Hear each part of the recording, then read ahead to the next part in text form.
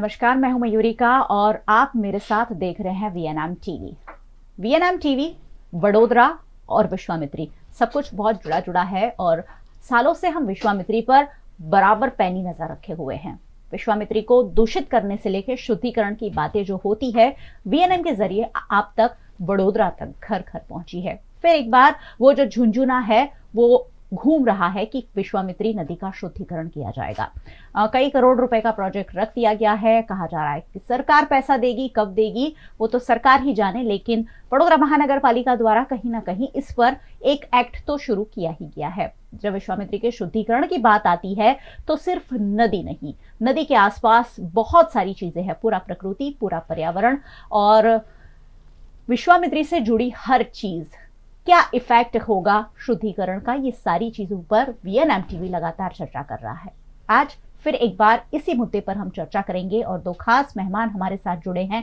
सबसे पहले उनसे आपको मिलवा देती हूं और फिर चर्चा के इस दौर को आगे बढ़ाएंगे। तो चलिए, हमारे साथ है डॉक्टर जितेंद्र गवली सर, जो कम्युनिटी साइंस सेंटर के डायरेक्टर है। सर, बहुत बहुत स्वागत है। जी नमस्ते। और हमारे साथ है environmental planner Neha Sarvate. Ma'am, आपका भी बहुत बहुत स्वागत है।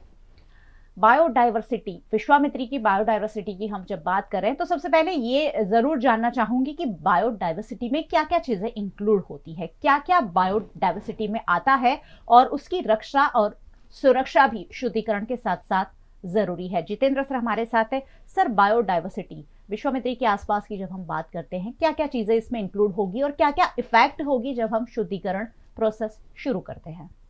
एक्चुअली इफेक्ट का कहना तो बहुत मुश्किल है, लेकिन आमतौर पर बायोडाइवर्सिटी जब डिस्क्राइब किया जाता है तब डाइवर्सिटी अमंग द जीन्स, यानी हमारे रंगसूत्र जो अलग अलग है, क्योंकि वो जाके एक जीव को बनाने वाले हैं, तो जीन्स की डाइवर्सिटी, स्पीशीज लेवल की डाइवर्सिटी यानी प्रजातियों की विविधताएं, और उसके ऊपर चल के इकोसिस्टम डाइवर्सिटी। तो ये तीनों की डाइवर्सिटी का जब जिक्र होता है तब उस पर्टिकुलर रीजन या एरिया के लिए बायोडाइवर्सिटी कहलाती है। मतलब ऐसी चीज़ें जो जीवित हो सकती है, जीवित रहती है, इंटरेक्शन करती रहती है अदर नॉन लिविंग फॉर्म्स के साथ, मतलब मिट्टी है, पानी है या और कोई गैसेस है वगैरह, तो उसे बायोडाइवर्सिटी कहा जाता है। और जब हम यह कहते हैं कि रिवर को शुद्धिकरण करना है तो उसके ऊपर क्या असर होगा, तो नेचुरली हम लोग जो नेचुरल फॉर्म है पानी का उसके साथ ऑलरेडी खिलवाड़ कर चुके हैं, बहुत सारा पोल्यूशन है, इसीलिए हम लोग शुद्धिकरण की बात कर रहे हैं। तो उसमें कहीं ना कहीं चेंजेस आएगा। अभी जो माइक्रोब्स ने अडॉप्ट किया हुआ है पानी के अंदर, या जो एनिमल स्पीशीज सर्वाइव कर रहे हैं, कुछ टॉलरेंस लेवल उनकी बढ़ गई है, इम्यून सिस्टम स्ट्रांग हुई है, तो उनके ऊपर भी ये पानी जैसे ही शुद्ध होगा, नेचुरली कुछ तो फर्क उनके इंटेक में आएगा, उनके पॉपुलेशन में आएगा। लेकिन जहाँ जहाँ देखा गया कि शुद्ध पानी है तो वहाँ पे डाइवर्सिटी ज़्यादा होती है, क्योंकि वो और भी कई जीवों को सपोर्टिव बन जाती है। तो हम लोग यह ज़रूर आशा कर सकते हैं कि जैसे ही पानी की क्वालिटी इम्प्रूव होगी, अच्छी होगी, तो बायोडाइवर्सिटी और बढ़ेगी और संजीदा होगी। चलिए, बायोडाइवर्सिटी प्रोटेक्ट होगी, ये हम आशा कर सकते हैं अगर शुद्धिकरण को हम सही रूप से अंजाम दे पाएँ। एक सवाल मेरे मन में और ज़रूर आ रहा है। हम लगातार एक्सपर्ट से बात कर रहे हैं कि विश्वामित्री का शुद्धिकरण आखिर कैसे पॉसिबल होगा, क्या हो भी सकता है? सर, विश्वामित्री का शुद्धिकरण आज हम जब बात करने बैठे ही हैं, क्या प्रैक्टिकली पॉसिबल है? क्या ये संभव होगा? आने वाले कितना वक्त लग जाएगा? हम 100 दिनों का प्रोजेक्ट लेकर चले हैं, शॉर्ट टर्म गोल और लॉन्ग टर्म गोल, लेकिन विश्वामित्री का शुद्धिकरण कितना टाइम चाहिए, कैसे होना चाहिए? आप एक्सपर्ट हैं और थोड़ा सा सादी भाषा में हमको समझाइए।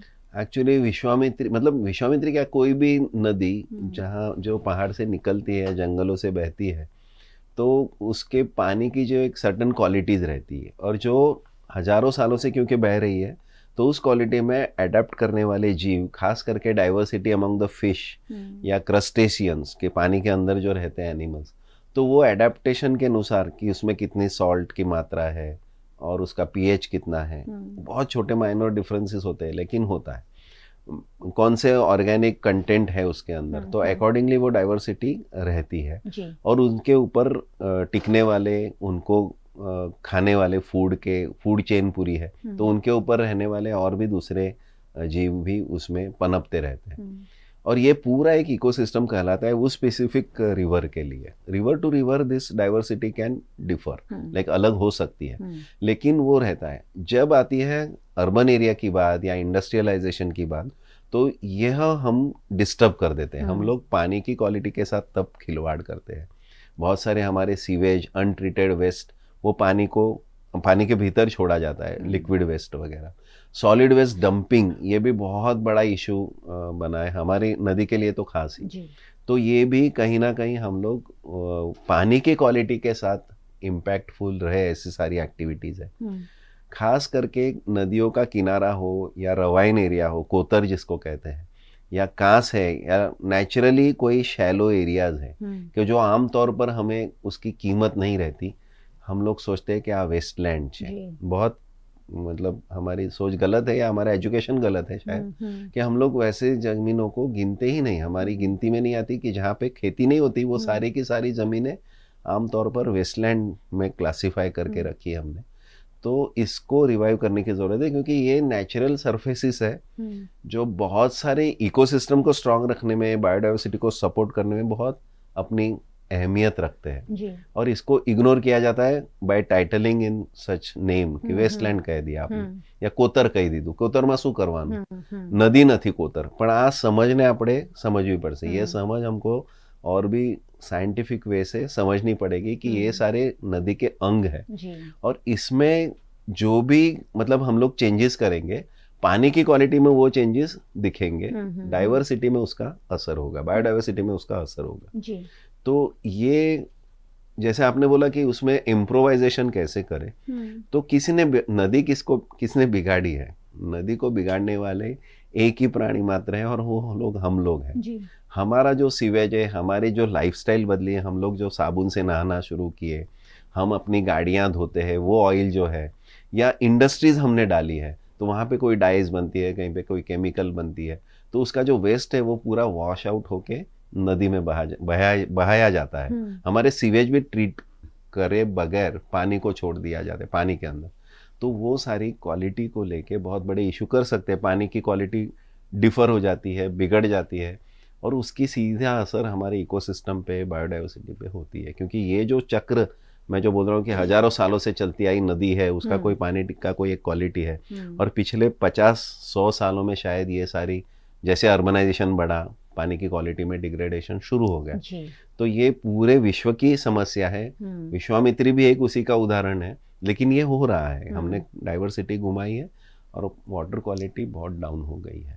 जी, तो विश्वामित्री को पहले हमने दूषित किया और अब उसे साफ करने की दिशा में आगे बढ़ रहे हैं। आशा करते हैं कि वडोदरा को इस बार सफलता जरूर मिलेगी। लेकिन क्या क्या चीजें ध्यान में रखनी चाहिए? शुद्धिकरण से आसपास की बायोडाइवर्सिटी पर क्या असर होगा, ये सारी बातें हो रही है।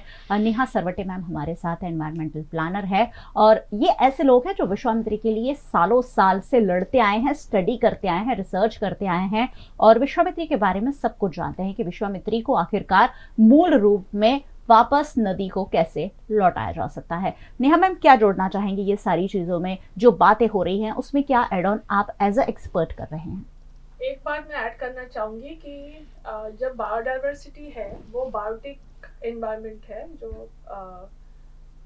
फ्लोरल है, फ्लोरा और फौना दोनों, वो एबायोटिक जो स्ट्रक्चर होते हैं, एबायोटिक कंपोनेंट्स होते हैं, उस पर बहुत निर्भर करता है। जैसे जितेंद्र ने कहा है कि वाटर क्वालिटी है, तो मैं सॉइल क्वालिटी पे ध्यान देना चाहूँगी। एक तो है टोपोग्राफी, जिसे हम स्लोप कहते हैं या कॉन्टूर कहते हैं। तो हमने डिग्रेडेशन के साथ हमने जो सफाई के चलते हुए हमने जो भी वो स्लोप का हमने इम्बैलेंस किया है, स्लोप को हमने रीग्रेड किया है। तो जो स्लोप है हमने अपसेट किया है, उससे हमने जो सॉइल हेल्थ है उसको भी हमने दूषित किया है। तो जो सॉइल वाटर इंटरफेस है, पानी जब दूषित होता है तो वो सॉइल हेल्थ पे भी असर करता है। जब सॉइल हेल्थ असर होता है, सॉइल डिग्रेड होता है, तो कुछ जो प्लांट्स है, जो नेटिव स्पीशीज है, वो और ऐड करेंगे, he is a better person. लेकिन मेरा मानना है कि जो वो नेचुरल डाइवर्सिटी है, जो नेचुरल स्पीशीज जो आती है राइपेरियन कॉरिडोर, राइपेरियन एजेस में, रवाइन्स में, कोतर में, वेटलैंड्स में खास तौर पर, उनका जो नेचुरल ग्रोथ है वो हैम्पर होता है, वो अफेक्ट होता है, वो काफी कम हो जाता है। और दूसरी जो हार्डी स्पीशीज है वो टेक ओवर करती है जी, जो वो डिग्रेडेशन को और एनहांस करती है। तो जो सॉइल हेल्थ है एक, और नदी के जो बैंक है उसके जो स्लोप्स है उसको हमको ध्यान में लाना पड़ेगा, खास तौर पर अगर बायोडाइवर्सिटी को मेंटेन अगर हमें करना है तो। जी, तो काफ़ी सारा एस्पेक्ट है जिस पर हमें ध्यान देना होगा, तभी ये ओवरऑल शुद्धिकरण संभव है। शुद्धिकरण से भी ज़्यादा विश्वामित्री कुछ अपना जो वजूद खो बैठी है वो हम थोड़ा सा उसे वापस लौटा सके। शुद्धिकरण में बात तो नदी को गहरी करने की हुई है, शायद उसमें से मिट्टी निकाली जाए, उसमें जो कचरा है वो निकाला जाए, लेकिन पूरी बायोडाइवर्सिटी जब संजोने की बात है तो डॉक्टर जितेंद्र सर हमारे साथ हैं, उनसे मैं ज़रूर पूछूंगी सर और क्या क्या इसमें ऐड ऑन किया जा सकता है, क्या स्पीसीज हम लगा सकते हैं कि और अच्छी तरह से ये सारा प्रोजेक्ट हम पूरा कर सके। एक्चुअली हम लोग 2009 से वह विश्वामित्री अभियान भी, मैं उसमें भी इन्वॉल्व कम्युनिटी साइंस सेंटर की ओर से, और उसी टाइम पे अगर हमें नदी के रिपेरियन सरफेस में कोई प्लांटेशन करना है तो किस चीज़ की हमको तवज्जो देनी पड़ेगी, कौन सी स्पीशीज हम लोग लगाएं, तो वो पूरा based on off course observations, क्योंकि नदी के किनारे हम लोग काफ़ी साल से रहते आए हैं, घूमते आए हैं, तो कौन सी स्पीशीज हमारी नेटिव है उसको मद्देनज़र एक बायोशील्ड का डिज़ाइन करके दिया है। पूरे तीनों कलेक्टर ऑफिसेज में मैंने ईमेल तब 2009 में शायद किए थे। और अगर आप सोचो कि विश्वामित्री के आसपास आपको प्लांटेशन करना है तो कौन से लगाए जाए स्पीशीज, कौन से प्लांट्स होने चाहिए, तो ऐसे कई ऐसे हमारे नेटिव स्पीशीज है, तो उनको ध्यान में रखना चाहिए at the time of plantation. Of course अलग अलग एरिया के अपने पॉपुलेशन डेंसिटी अलग अलग हो सकती है, तो उसको भी सोचना चाहिए कि कोई स्पीशीज कितनी बार लगाए। ऐसा नहीं हो कि वहाँ पे भी मोनोकल्चर का डर हो जाए, तो ये हमको सोचना पड़ेगा। दूसरा ऐसा है कि जो आर्टिफिशियली या मतलब हमारे एंथ्रोपोजेनिक एक्टिविटी से जो बड़ा है स्पीशीज, उसमें खास करके मैं उदाहरण दे सकता हूँ कि दिवेली जो है कैस्टर ऑयल, तो ये काफ़ी अभी बढ़ा है, बहुत फैल गया। लेकिन पहले जो नेटिव स्पीशीज जब अच्छे थे, मतलब जब डिस्टर्बेंस नहीं था रिपेरियन सरफेस में, और ये खास करके देखा जाए जब से हमने बैंक को हमने रीडिफाइन किया, सेक्शनिंग किया, वहाँ पे फिर जेसीबीज वगैरह उतारे गए, वेजिटेशन को निकाला गया, तो उस टाइम पे अगर वो काम मैन्युअल करते हैं तो आप बहुत सिलेक्टिव हो जाते हो कि हमें ये नहीं चाहिए, ये चाहिए। लेकिन जब मशीन आप चलाते हो तो ऐसा कोई कंट्रोल नहीं रहता, एट अ टाइम जेसीबी पूरा मिट्टी का सरफेस को भी डिस्टर्ब करेगा। तो उसका ये परिणाम हुआ है कि अभी दिवेली का मतलब एरंडेल जो कहते हैं, कैस्टर, वो हर जगह फैल गया है। और नेटिव स्पीशीज में हम जो लॉस कर रहे हैं अभी, जो बिल्कुल पानी के सतह पर या पानी के पास में होने वाला स्पीशीज है टैमेरिक्स, जिसको मीठी झार कहते हैं गुजराती में, या झार बोलते हैं, तो ये हमने यहाँ पे घुमा दिया। पहले झार और फिर करंज के पेड़ या सैपलिंग्स बहुत सारे स्लोप के ऊपर नेचुरली ग्रोइंग होते थे। अब हम देखते हैं कि ये संख्या कम हो गई है, और ऑलमोस्ट मोनोकल्चर जैसा ही कुछ कुछ जगह पे देखने को मिल रहा है कि भाई एरंडे मतलब दिवेली हो रहा है हर जगह। तो ये डिफरेंसेस जो बिल्कुल ऑब्वियस है वो हमको दिखते हैं। तो इसकी असर जरूर होगी बायोडाइवर्सिटी के ऊपर, क्योंकि जो स्पीशीज टैमेरिक्स के साथ अपना बना के बैठी है संबंध, बहुत सारे स्पाइडर्स होते हैं छोटे, जो कभी हम लोग डाइवर्सिटी में उनको गिनते नहीं है, और उन स्पाइडर को खाने वाले कुछ और भी बड़े इंसेक्ट या तो बर्ड्स, छोटे बर्ड्स होते हैं। तो ये सब पे उनके, क्योंकि हमने उनका डाइट ही बदल दिया ऐसा करके, अब दिवेली के ऊपर शायद हो सके वो स्पाइडर हो ही नहीं, होते ही नहीं है, उनकी डाइवर्सिटी अलग होगी। तो ऐसे अल्टरेशंस हम लोग लाते हैं जब हम लोग कोई भी नेचुरल सिस्टम को हमारे मशीनरी से तोलना चाहते हैं या अल्टरनेट करना चाहते हैं सरफेसेस को, सॉइल सरफेस। जैसे उन्होंने बताया बिल्कुल वो जेंटल स्लोप है, वाटर का एक फ्लो का पैटर्न रहता है, अकॉर्डिंगली ये स्पीशीज सारी स्प्रेड है कि पानी से कौन कितना दूरी बनाए रखेगा, depending on their adaptation plants उगते हैं। तो हमने वो जो बायो शील्ड की जो डिजाइन की बात है या ग्रीन बेल्ट आप कह सकते हो, तो वो भी ऐसे ही अकॉर्डिंगली सोच समझ कर कि भाई स्लोप पे कौन से स्पीशीज हो सकते हैं, पानी के पास में इमर्जेंट होते हैं, जैसे कीचड़ वगैरह होता है, कीचड़ क्या काम का, ऐसा नहीं होता है, उसमें बोरर बहुत सारे एनिमल्स रहते हैं जो बरोइंग एनिमल्स हैं, वो सिर्फ ऑक्सीजन के लिए अपना ऊपर निकालेंगे, स्नाउट निकालेंगे या नोज जिसको हम लोग ब्रीदिंग कर, बाकी के समय वो बरो रहते हैं। तो वहां पे इमर्जेंट प्लांट आते हैं, वो ऐसे होते हैं कि उनके साथ उन्होंने अडेप्ट कर लिया है, तो वो इमर्जेंट प्लांट क्या हम लोग कभी प्लांटेशन में लगाएंगे?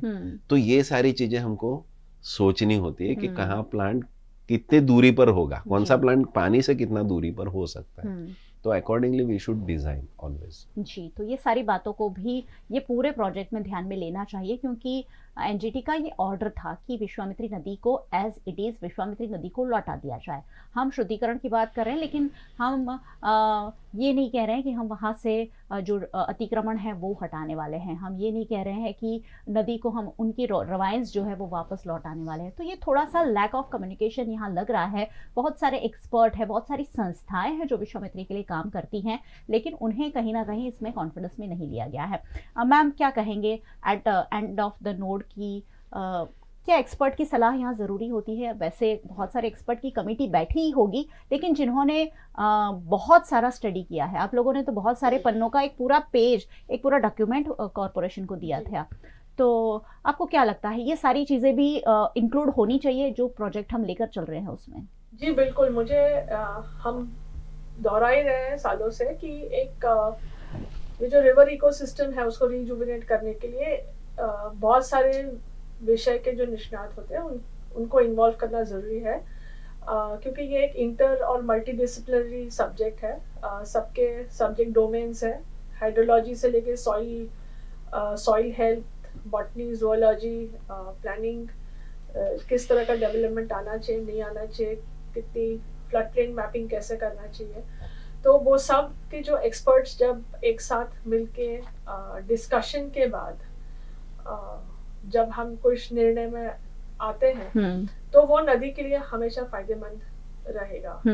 उसके अलावा जो लोकल्स हैं, जो सालों से नदी के साथ उनका इंटरेक्शन है, उनका जुड़ाव है, जिसको हम इंडिजिनियस नॉलेज कहते हैं, उनके पास डिग्री नहीं होगी लेकिन उनके पास लोकल नॉलेज बहुत ज्यादा रहता है। वो पहचान सकते हैं कौन सी स्पीशीज या कौन सा प्राणी कैसे बिहेव करता है और उसके चेंजेस, कौन से क्लाइमेटिक चेंजेस या मैन मेड चेंजेस के कारण उसके जो हैबिटेट है उस पे किस तरह का अंतर आता है। तो वो जो इंडिजिनस लोकल नॉलेज है उसको भी हमको एक्नॉलेज करना चाहिए, इन्वॉल्व करना चाहिए। जी, जो आप कह रहे हैं उससे मैं बहुत रिलेट कर पा रही हूँ। अभी मगरमच्छों की गिनती हो रही थी, वहाँ छोटे छोटे बच्चे थे जो कह रहे थे कि मगरमच्छ इतने बजे आता है और इतने बजे चला जाता है। तो ये सारी वहाँ के जो लोग हैं वो स्टडी करते हैं, देखते हैं, और उनकी जो आदतें हैं वो छोटे छोटे बच्चे भी जानते हैं। मगरमच्छ को हमने बहुत करीब से देखा है, बहुत सारे लोग उसे समझते हैं कि कैसा होता है, और विश्वामित्री के मगरमच्छ सब कुछ हमारे दिल के बहुत करीब है। लेकिन विश्वामित्री सिर्फ मगरमच्छों से भरी हुई नहीं है, बहुत सारे उसमें जीव है, और साथ ही बायोडाइवर्सिटी, पूरी एक प्रकृति, एक पूरी पर्यावरण, एक पूरी किताब जैसी है विश्वामित्री नदी। हम एक पन्ना सिर्फ साफ नहीं कर पाएंगे, सारे पन्नों को एक साथ हमें लेना होगा, तभी ये प्रोजेक्ट जो है वो कंप्लीट कहा जा सकेगा। और विश्वामित्री की बायोडाइवर्सिटी भी विश्वामित्री का ही हिस्सा है, तो ऐसे में हम सबको ये सारी चीज़ों को भी ध्यान में रखना ही होगा। तो बात हो रही है विश्वामित्री नदी को साफ करने की, स्वच्छ करने की, शुद्धिकरण की, लेकिन बहुत सारे पहलू है जो कहीं ना कहीं छूट रहे हैं, खासकर बायोडाइवर्सिटी। विश्वामित्री नदी का पट है काफी लंबा है, 25 से 27 किलोमीटर यहाँ सिटी में से है। पावागढ़ से आती है नदी और वहाँ तो काफी शुद्ध है, लेकिन शहर में आते आते गंदी हो जाती है। ऐसे में बायोडाइवर्सिटी का जो परसेंटेज है उसके बारे में क्या कहेंगे सर? हमारे गुजरात में जो भी टोटल जो नंबर ऑफ स्पीशीज की बात करें हम, तो प्लांट्स की डाइवर्सिटी में करीबन 2200 से 2300 प्लांट्स रिपोर्टेड है कि जो मैक्सिमम नंबर ऑफ प्लांट्स हमारे पूरे गुजरात में कितने प्लांट्स स्पीशीज है नेटिव, तो it goes in that number. लेकिन आई एम वेरी श्योर कि ये नदी बहुत छोटी है, बहुत छोटे एरिया को मतलब गुजरात को वो कवर करेगी। परसेंटेज वाइज अगर उसका क्षेत्रफल मतलब एरिया हम लोग देखें तो it will be very less as compare to entire state. लेकिन डाइवर्सिटी की अगर बात करें, because it is coming from the Pavagadh, Pavagadh का फॉर्मेशन है वो बहुत पुराना है सह्याद्री के साथ। सह्याद्री की बहुत सारी प्लांट स्पीशीज पावागढ़ में भी देखी गई है कि जो अजूबा है कि बिल्कुल साउथ गुजरात में आप जो स्पीशीज देखते हो बिल्कुल सेंट्रल गुजरात में सीधा आ जाता है, बीच के पहाड़ों में नहीं है कहीं। तो उसका मतलब इवोल्यूशन से ताल्लुक रखता है वो चीज कि जब फॉर्मेशन हुआ तब जाके ये, इसीलिए सेम टू सेम है। तो Vishwamitri is so rich because of that connection also, Pavagadh connection, कि इसके इतने छोटे एरिया के बावजूद आई एम वेरी श्योर कि it must be having 10 to 15% of state की बायोडाइवर्सिटी। आराम से इतनी स्पीशीज आराम से ये कैरी कर रही है रिवर। अगर आप क्षेत्रफल मतलब एरिया वाइज कंपेयर करोगे तो it will B perhaps 1 degree और 2 degree, not more. Geographical area wise अगर गुजरात का देखा जाए और विश्वामित्र का पूरा मतलब हमारा क्या कहते हैं कि वाटरशेड एरिया, तो लेकिन डाइवर्सिटी वाइज वो करीबन 15% को पहुंच जाएगा। इतनी डाइवर्सिटी को वो सपोर्ट करेगी। तो it is ecologically biodiversity wise very important river system for our state, हमारे देश के लिए। तो उसको इसीलिए भी संजोगना बहुत जरूरी हो जाता है। जी, बहुत रिच बायोडाइवर्सिटी है विश्वामित्री नदी की और इसलिए भी उसे संजोना हम सबका कर्तव्य है। एक सवाल मेरे मन में नेहा में ये भी आ रहा है कि इतना लंबा पट्टा है हमारा, क्या एक ही तरीके से सारी चीज़ों को करना ज़रूरी है या हर एरिया में अलग अलग तरीके से ये पूरा प्रोजेक्ट अंजाम देना होगा? एक जैसा अगर हम अप्लाई करें एक स्ट्रैटेजी तो it will be a big disaster in the making. क्योंकि जो जैसे भी मैंने पहले भी कहा है कि टोपोग्राफी और स्लोप से रिलेटेड जितना भी है, तो वो चेंज इन स्लोप या जो ढलान होती है जमीन की, वो जैसे चेंज होती है तो सॉइल स्ट्रक्चर भी चेंज होता है और वाटर रिटेंशन कैपेसिटी जो सॉइल की है वो भी चेंज होती है। तो एक जैसा तो बिल्कुल नहीं कर सकते। और विश्वामित्री इतनी यूनिक रिवर है कि उसके एवरी किलोमीटर या एवरी 2 किलोमीटर्स उसके जो कंपोनेंट्स हैं वो वेरी करते हैं। कई जगह हमें वेटलैंड्स मिलते हैं तो कई जगह हमें तालाब मिलते हैं, कांस है, ऑक्सबोज है। तो ये सारे इंडिविजुअली भी एक यूनिक इकोसिस्टम अपनी माइक्रो इकोसिस्टम बनाती है। तो हर एक माइक्रो सिस्टम का एक अलग अप्रोच होना चाहिए। तो पावागढ़ से लेके जहाँ देना तक आती है वो अपर वाटरशेड का एरिया कहलाता है। वहाँ जहाँ गांव है या खेत है या फॉरेस्ट एरिया है उसके लिए भी स्ट्रेटजीज अप्रोचेस अलग होने चाहिए। जैसे उन्होंने कहा बायोशील्ड तो वन साइज फिट्स ऑल ऐसा नहीं हो सकता है। उसको टेलर मेड कस्टमाइज्ड करना पड़ेगा अप्रोच। कहाँ से डेब्री निकालनी है, उसका स्लोप स्टेबलाइज कैसे करना है, किस हद तक करना है, वो सब को देखते हुए फिर उसको कैसे रिजुविनेट करें। उसका जो हैबिटेट है, जो स्पीशीज की भी वेरी करती है।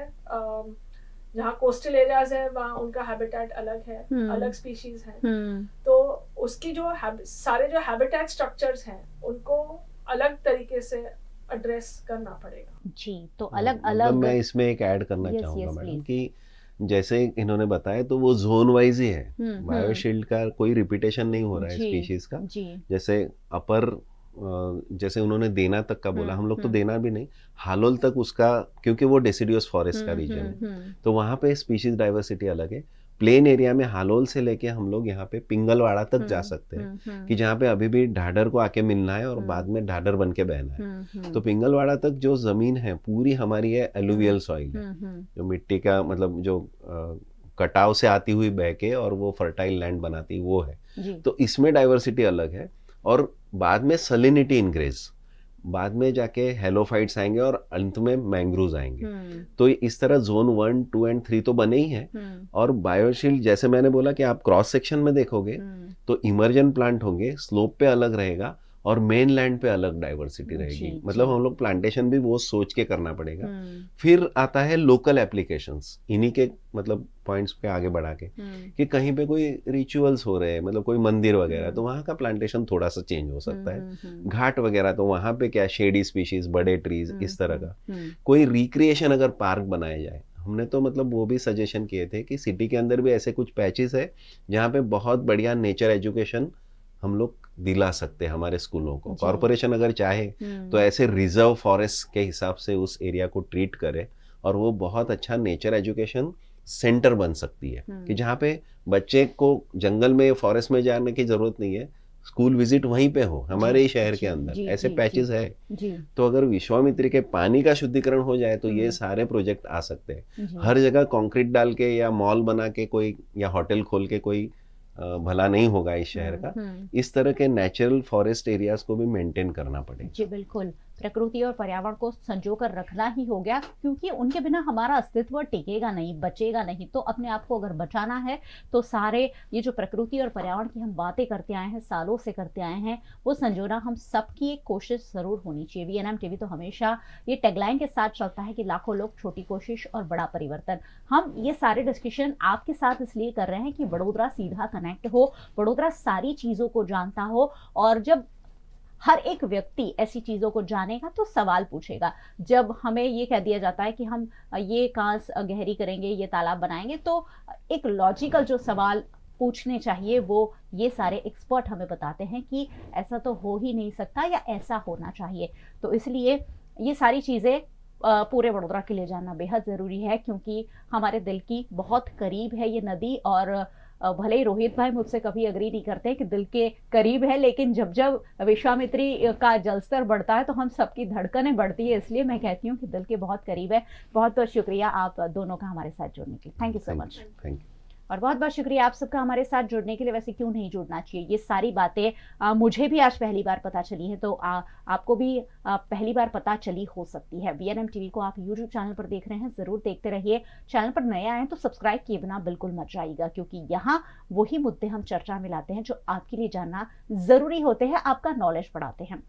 फेसबुक पर देखते हैं, शेयर कर लीजिए। हम बहुत सारी चीज़ों को आलतू फालतू में शेयर करते रहते हैं, लेकिन ऐसी नॉलेजेबल थिंग्स अगर शेयर करेंगे तो बहुत सारे लोगों को फायदा होगा, बहुत सारे लोगों का जनरल नॉलेज भी बढ़ेगा। आप हमें ओटीटी प्लेटफॉर्म्स पर देख रहे हैं, डेली हंट, वोडाफोन टीवी, जियो टीवी और जियो टीवी फाइबर 498 नंबर के चैनल पर वीएनएम टीवी को 24 घंटे लगातार देखा जा सकता है। देखते रहिए वीएनएम, जुड़े रहिए वीएनएम के साथ। नमस्कार।